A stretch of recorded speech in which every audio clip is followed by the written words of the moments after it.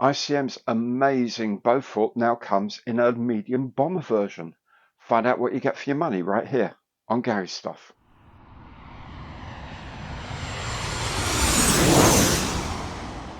Hi there, I'm Gary. Welcome to the channel. Welcome back if you've been here before. Today I'm looking inside the box of ICM's new Bristol Beaufort Mark 1 bomber in 1/48 scale. This is the medium bomber version of the torpedo bomber aircraft they released in 2022. If you like the show today and you'd like to support the channel at no cost to yourself, best thing to do is to make sure you've subscribed. Hit that bell and you'll be notified of all my future content as it is published. If you like what you see as well, please do remember, give it the old imperial thumbs up on the like button below because every like counts. And if you'd like to support the channel in a more concrete way, you can do that through any of my online partner programs, details of which are in the information box below. Okay, let's make a start and have a look at what you get from the ICM Bristol Beaufort bomber in 1/48 scale. So here's the box of the Bristol Beaufort Mark 1 bombing raid. It's bomb dropper as opposed to the earlier boxings, which are all of the torpedo bomber version. Here's the logo of the company, ICM. It's in 1/48 scale and the product code is 48314. ICM does have nice box artwork, I have to say. It does look a really nice plane. It must have been a nightmare to actually fly this in wartime. But anyway, beautiful looking plane. Let's see what else is on the box. On the long side here, again, we get a reprise of the ICM logo. 1/48 scale, 48314. It says here, this is really aimed at people 14 years and older to make, because there are some really quite small parts in there. And a quick summary here. Suspended bomb armament. It includes some World War II RAF aviation ordnance, a range of bombs that are supplied. Can be built with either 250 or 500 pound bombs. There's separate decals for the aircraft itself and for the bombs, which is fine. The kit, when it's made, will be 284 millimeters long, 368 millimeter wingspan. It's quite big.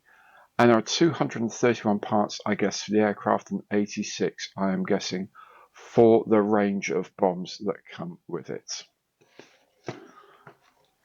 On the opposite long side are the three schemes that are included. Again, the logo, 1/48 scale, and product code, 48314. These schemes are an aircraft of 22 Squadron RAF in the summer of 1940 as a day bomber. The same squadron in the winter of December 1940. You can see here the black undersides. This is turned into a night bomber. And then here 217 Squadron in autumn 1941, so almost another year later. We can see the colour scheme has changed from the dark green and dark earth to the extra dark sea grey and dark slate colours of the Northern Temperate scheme with black undersides, still a night bomber.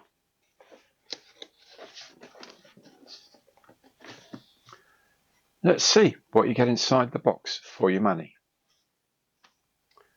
As is usual with ICM, the lid here is the glossy printed part. This lifts up. Sometimes it's quite tricky to get off. And what's underneath is a complete box made of 2-layer corrugated card. It's very sturdy indeed, which is a real plus point for ICM. Everything's protected extremely well in the box. Inside we have one big cellophane bag with lots of parts we'll go through in a minute.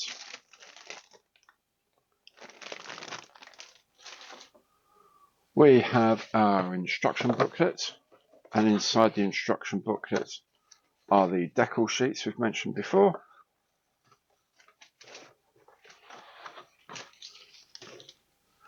And then there's a information slip about the ICM paint range, which is here.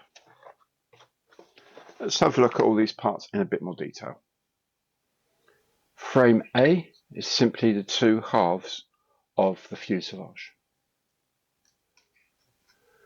Frame B1 are the wing mouldings, the top surface here, bottom surface here. Frame C has a variety of things like the optional flaps. Some marks had, or some versions of the Beaufort had these extended flaps behind the engines. Anyway, there's some internal details. There's a radio setup here. The other types of flaps, Bombay door that's closed, some spars, engine nacelles, and the tail planes. Frame D has more engine nacelle parts, the interior, the tail wheel, the open Bombay doors, some parts of the wings, the flaps here, and the elevators are here as well. Frame E, you get two of these because they're identical. This is the engine components and the propeller and the main wheels. Essentially, everything gets duplicated. There are one or two other bits and pieces like the control column that are put in here as well. Frame F1, and these are parts for the rear turret, support for the rear turret. Then we have frame W, and we get 3 copies of these, and these are all of the bomb options that are available for this aircraft.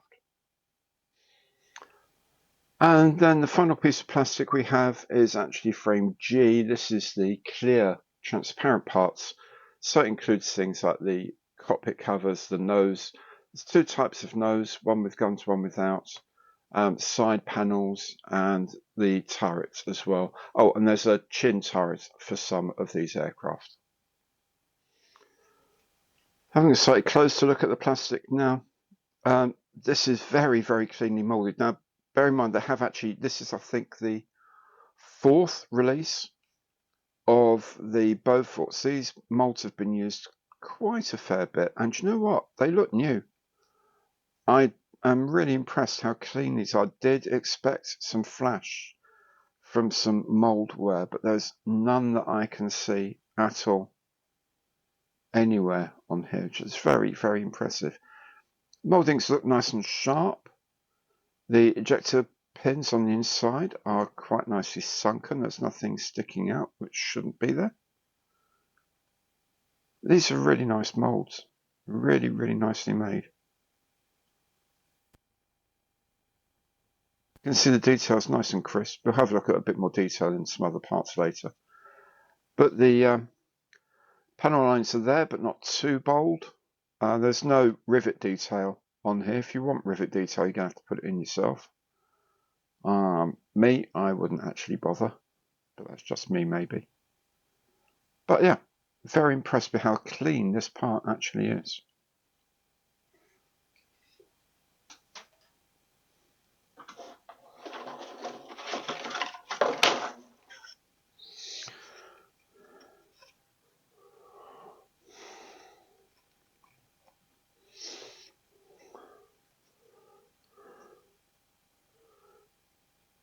And I have to say it's the same for the wing. It's beautifully clean moulding. The only one thing I don't like is the way that the gates go straight onto the front edge here, leading edges of the wings. A lot of companies, including the likes of Airfix, if we can get a focus on that, this would be an undercut gate. But it appears to be done quite deliberately to make it an overcut gate. Maybe they feel that the undercut makes it more difficult to put the 2 halves together. I don't know. One day I'll ask them. But again, the quality of the plastic looks very, very good indeed. Very sharply moulded. All of the ejector pin positions are actually very slightly sunken, so there's no problem with them popping up or getting out in the way. Again, panel lines, they're definitely there, but they're not too obtrusive, and there are no rivet lines, rivet details. If you want those, you put those in yourself. Generally very clean indeed. If you have a look at some of the interior parts, the detailing's okay. It's alright. It's Not outstanding, but it's certainly no worse than other companies like Airfix and people like that. The seat is okay. This wheel is actually quite nice. I like that tail wheel. It's quite nicely moulded. The radio set there. These can be a bit of a pain to get out. These things in the middle, well, they're okay to get out. It's just getting the inside sanded again. But yeah, not impossible. Not impossible. Again, this really is the tiniest little bit. I mean, I'm not even sure if there is any flash or not. It's so difficult to see whether or not there is flash on some of these parts. So lights for the wings. Some more instrument panels here. They're not the sharpest mouldings of instrument panels, but then a lot of the time these are going to get either sanded off or you're going to put a decal over them, or indeed you're going to get some 3D printed ones and put those in instead, I guess. But even dry brush, you could dry brush those and get a reasonable result with them, I think. It's certainly good enough to be looked at through an aircraft canopy. Yeah. Engine parts are very nice. Engine nacelle covers are very good. Yeah, everything's looking pretty cool actually. Then we get to the fun bits around the engine. The wheels are nice, they're in two halves each. That's the outer part of the wheel, as you can see. The engines, cylinders look nice. What you can see are lots of connectors, and there are lots of connectors because all of these pipes will connect up to them if you want them there. They're a proper pain in the backside to do, to fit them all, but they look great when they're in. Or, of course, you could just get some aftermarket engines, I guess. Guns, oh, it's a bit bent, which is a bit sad. But I can bend it, it's not going to hurt. There are two of these, so if a part's bent on this frame, it doesn't matter, because it certainly did not have 6 machine guns, let me tell you. Yeah, these aerials, they're very delicate to get off the frame, as are these parts of the undercarriage. I had some fun with those last time I built one of these. But the main gear looks very, very strong. The main gear is actually quite tricky on this plane. There's a lot to it, but the moulding there, these rivets, it's all very nice. You can pick out those details with some decent washes. So yeah, propeller looks okay. It's a lovely, lovely little moulded kit. The mouldings have held up exceptionally well, I would say. So this is the first decal sheet. It's got the instruments here, the stencils. There's not that many stencils, but the stencils there are for the aircraft are there. The national markings on here, of course, the tail flashes here, and the squadron markings here.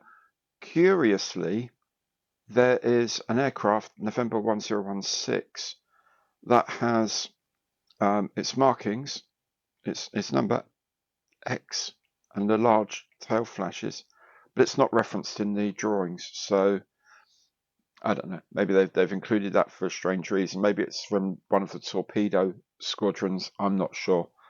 But whatever. It's some of those aren't needed for this kit. I would say the colours are all right. I won't say they're sort of very convincing reds. I'm certainly not convinced by the strength of the yellow. I'm not entirely sure these are direct printed. I think these may be dot printed, but we'll have a close-up look at those in a minute to see what we can make of it. The second decal sheet we have is for all of the bombs, all the weapons options that there are here. This comes from a set called British Aircraft Armament, and that's included in here because it's got the bombs. Obviously, it can't carry anywhere near all of these, but it has the nose rings for various descriptions. I think that's probably armor piercing with the white band, maybe. HE live round markers and so on, and some stenciling for the various types of bombs as well. Let me throw up the magnification and check out the instruments. Again, this is our standard 0.5mm pencil lead in here. You can see the instruments actually not bad at all. I like the artificial horizon with the white top. Fairly clear stenciling in stencil font as well, of course. It looks okay. It looks slightly hazy. You do get the feeling that cartograph probably would be a lot sharper. You can see along the edge here, this does look like a four color print yellow rather than a screen yellow.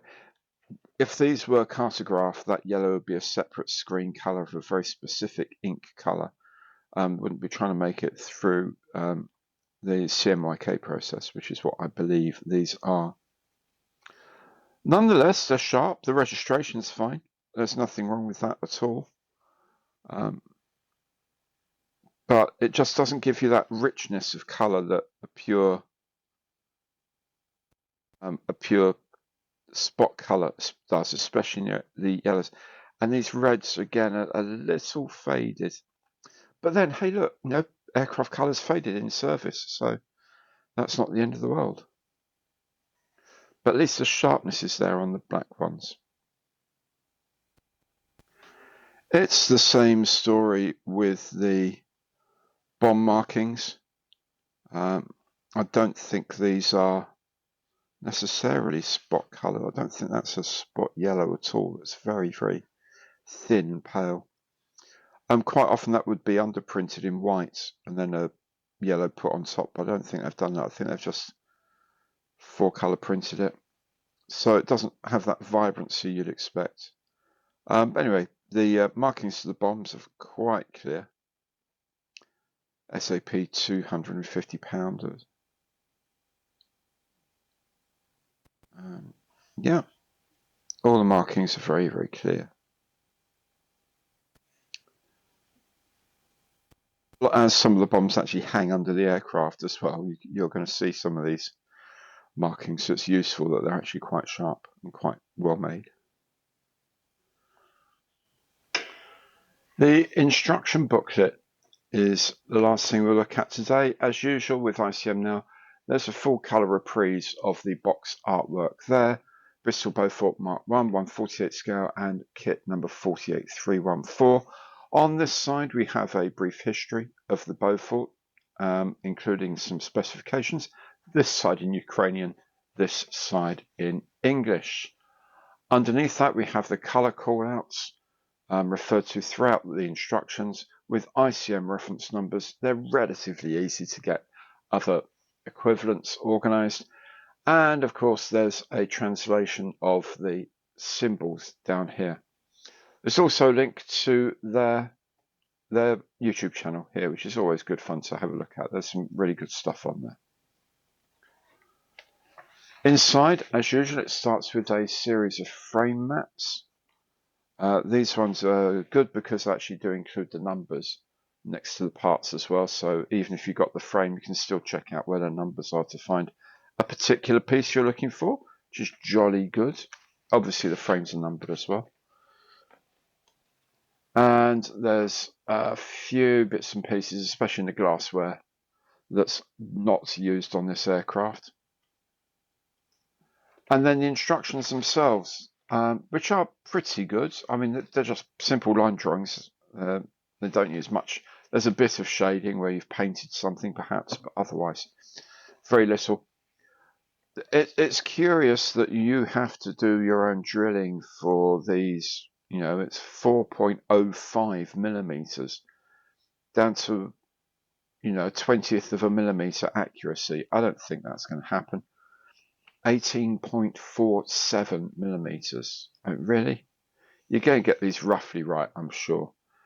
But anyway, they could have like part drilled those or spotted them or something. They could have laid those out themselves. A 0.8 mil drill bit. It's nice to know that's kind of becoming quite a standard, not absolute standard, but quite a lot of companies using a 0.8 mil drill bits, which is cool. And the assembly is done very straightforwardly. I've built As I say, I've built one of these before. It went together extremely well with no major issues. The only major issue, not major issue, the only real issue in the whole thing was putting the undercarriage together, because it is quite spindly. But that's the nature of the undercarriage on a Beaufort. So, yeah, you've just got to suck it up and deal with it, really.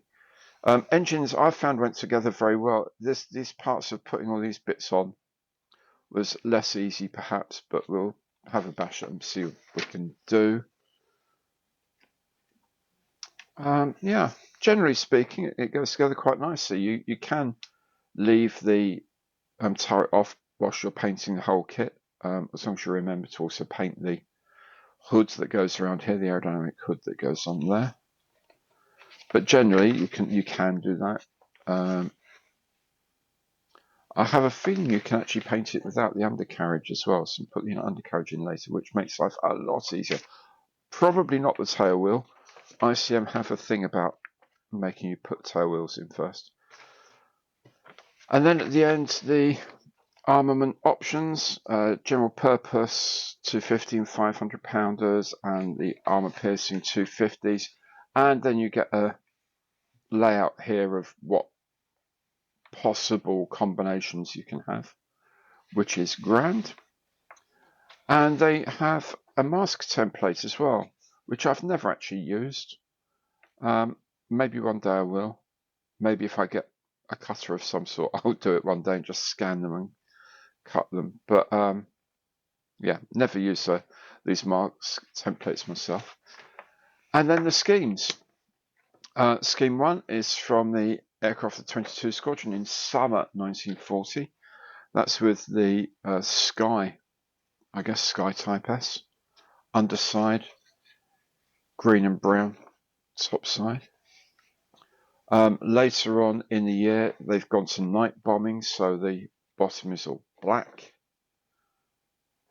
And then the 217 Squadron aircraft of the following year, and they call these colours dark green and dark grey.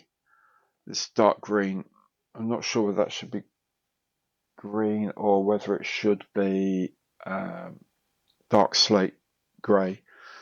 But anyway, they say dark green. That's the instruction sheet. Very nice it is too. There is then, I think there's a lot to like, with some very clean moulding and pretty good detail as well. And I have to tell you, having made the torpedo bomber, it goes together really, really well. It's a beautiful kit to build. Okay, well, if you've enjoyed the show, and I hope you have, please remember, give it the old Imperial thumbs up on the like button below, because every like counts. And to support the channel at no cost to yourself, please make sure you've subscribed, hit the bell, and you'll be notified of all my future content as it is published. Thank you so very much for joining me today. Hope to see you again very soon. Take good care now, and goodbye.